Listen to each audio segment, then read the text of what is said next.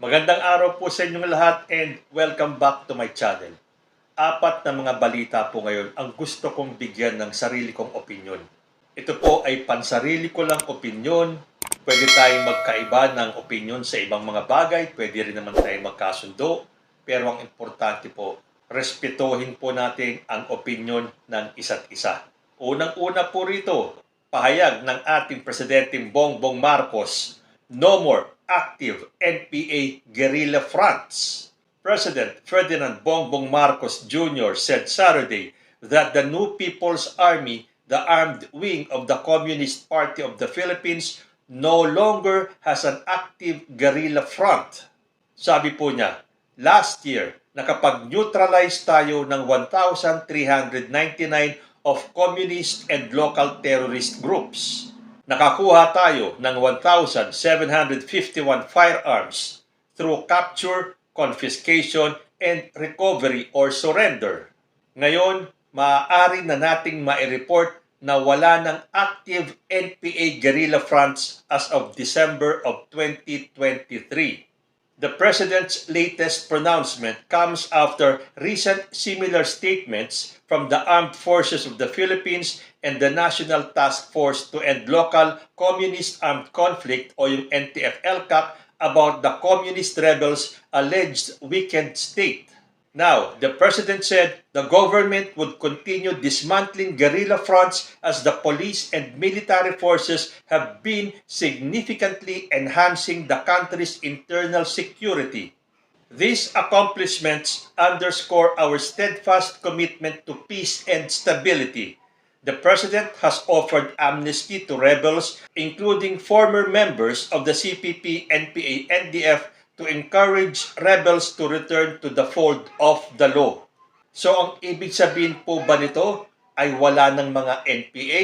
Pero ang pagkakaintindi ko po dito, yun lang pong mga active NPA guerrilla fronts ang wala na daw. Pero hindi pa po napupuksa ang NPA. Dahil patuloy pa rin po ang kanilang mga pagre-recruit. At ang pagkakaintindi ko, ito mga NPA guerrilla fronts, ito po yung may mga hawak ng sandata. So iba po ito doon sa mga nagre-recruit na hindi humahawak ng sandata. Dahil sila ay nanghihikayat, lalo na ng mga estudyante, para sumali sa kanilang grupo para lumakas ulit ito. Pero sinabi na nga po ng AFP saka ng NTF-ELCAC na weakened na, mahina na to the point na wala na ng active NPA guerrilla fronts. So kung ganito pala ang ating maririnig na balita, kailangan pa ba ng peace talks? Ako simulat sa poll, hindi po ako pabor dyan sa peace talks na yan. Itong grupong ito, kung talagang gusto nila na maging mapayapa ang ating bansa, all they have to do is to lay down their arms and go back to the fold of the law. Yun lang po. Hindi po kailangan ng peace talks na yan. Ewan ko ba, pero isa ako dun sa mga walang tiwala dyan sa mga peace talks na yan. Dahil sasamantalahin lang nila yan para magpalakas ng kanilang puwersa. So kung ganito ang balita na wala ng mga active na guerrilla fronts, hindi na po natin kailangan ng peace talks. Ang kailangan po nila ay bumalik sa kwadra ng gobyerno. Kayo, ano sa tingin ninyo? Ang pangalawang issue naman po na gusto kong bigyan ng aking opinion ay itong kumakalat daw na video ni Vice President Inday Sara Duterte na namimigay ng pulburon. At ang sinabi pa niya dun sa bata ay masarap yan, nakaka-addict yan. Merienda ko. Sarap yan. Hindi sa'yo na yan lahat. Araw-araw. Monday, Tuesday, Wednesday. Sunday. Isang linggo. Pag-ibig. Pulburon. Okay? Sarap yan. Ngayon, ano sa tingin ninyo ang ibig niyan sabihin? Meron po mga nagsasabi na pinariringgan niya si President Bongbong Marcos. Ito ay kawalan ng respeto para sa ating Presidenteng Bongbong Marcos. So para sa akin, nasa sa tao na yan kung paano niya i-interpret yung sinabi ni VP Sara. Kasi ako naniniwala na hindi gagawin ni VP Sara yan na paringgan niya si President Bongbong Marcos. Kasi para sa akin, tinutuya ni VP Sara yung mga nagpapakalat ng polvoron video na yan. unless naniniwala si VP Sara na drug user ang ating presidente. Kahit na ang kanyang amang si former President Rodrigo Duterte, sinabing walang video. So para sa akin, kung may ibig man sabihin si Vice President Inday Sara doon, yun ay para kutsain yung mga nagpapakalat ng fake news. Makikita nga natin sa social media, si ex-President Rodrigo Duterte ay mahilig din kumain ng pulburon. Ibig sabihin, addict siya? Kayo ba naniniwala talaga na ang pinatutungkulan ni VP Sara ay si President Bongbong Marcos doon sa video yun?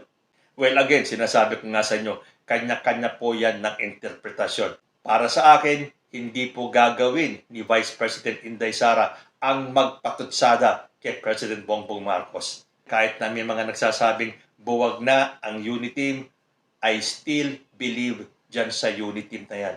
I voted for the Uniteam and I will continue praying for the success of the Uniteam. Kasi alam ko, sa tandem nila, mas mapapadali po ang pagbangon natin ng sama-sama. So paumanhin po dun sa mga nagsasabing buwag na ang Uniteam. Nire-respeto ko yung opinion nyo and I hope you do respect mine. Pangatlong issue naman po tungkol dito sa pagkakabasura ng complaint ni ACT Teachers Party List Franz Castro laban kay former President Rodrigo Duterte. Alam na po natin na ibinasura ng korte yan. Ito naman po ang naging pahayag ni Franz Castro. Ayon po sa GMA News Online, Castro on junked complaint versus Duterte. I was denied justice. ACT Teachers Party List Franz Castro on Saturday expressed dismay over the dismissal of the grave threat complaint she filed against former President Rodrigo Duterte. Sabi po ni Castro, dismayado ako sa sinasabing pagbasura ng kasong grave threats na isinampa ko laban kay dating Pangulong Rodrigo Duterte dahil hindi nito kinilala ang takot na dinala nito sa akin at sa aking pamilya. Para din itong pinagkait ang katarungan sa akin.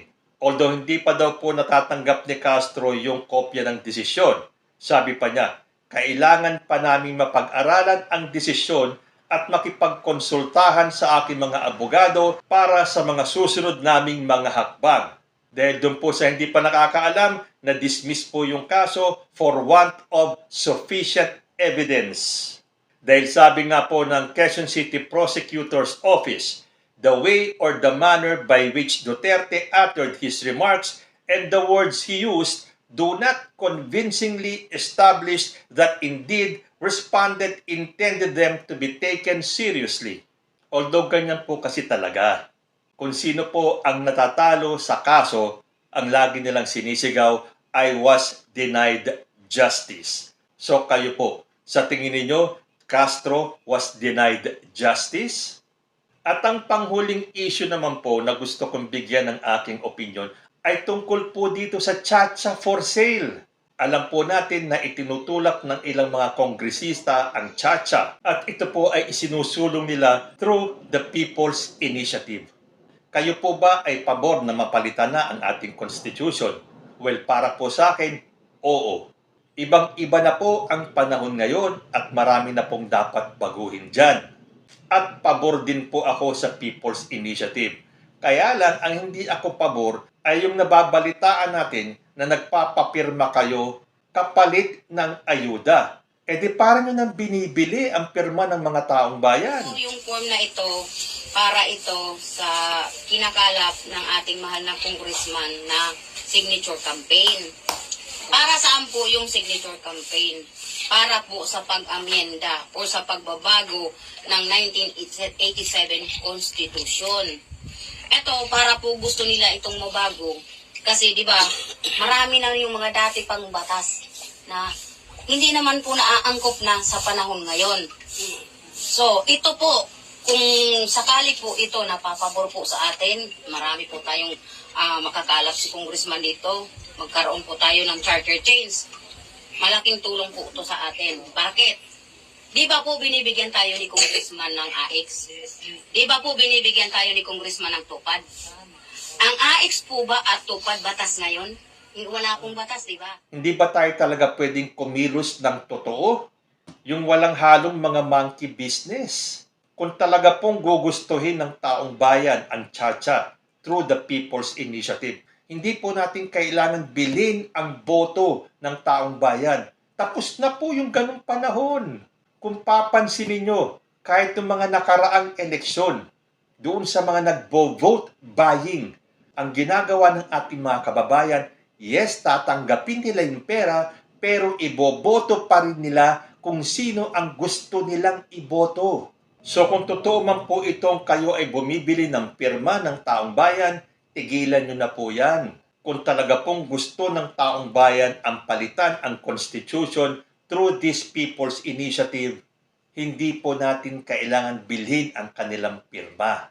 Ang kailangan pong gawin ay turuan, you educate the people. Ipaalam nyo sa amin ang pros and cons. Dahil sigurado may mga grupo na aayon dyan at may mga grupo na hindi. Bayaan yung malaman ng taong bayan ang pros and cons and let them decide. Iba na po ang isipan ng taong bayan ngayon. Hindi na po basta-basta mabibili ang aming prinsipyo. So balita ko magkakaroon po ng investigasyon tungkol sa issue na to. Dahil ang sinasabi pa ng iba, ginagamit ang pera ng bayan para magpirma buying. Sana ang isipin natin ay ang kapakanan ng buong bayan, hindi ng kapakanan ng iilan. Kayo po, ano ang masasabi ninyo? Comment lang po down below and I will see you next time. Peace.